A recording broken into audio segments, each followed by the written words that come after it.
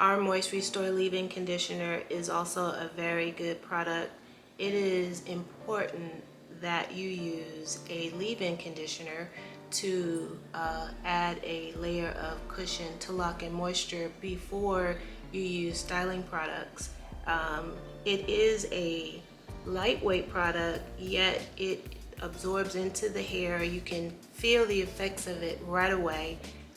It gives the hair shine, it gives moisture, it just basically brings the hair back to life. It is a product that you would use, you can use it daily, like you can use it with your product line as you're styling your hair from the beginning, your shampoo, your deep conditioner, your leave-in, and then your styling products. And you can also use this as a daily product to refresh and moisturize your hair. You can use it just by putting it on your hair. Give you a little sample. And just, it's non-sticky, but it's very moisturizing, so I can use it on myself. Basically, it'll just refresh.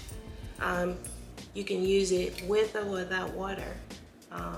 This is also one of our prized products. You can also use this on all textures, including locks.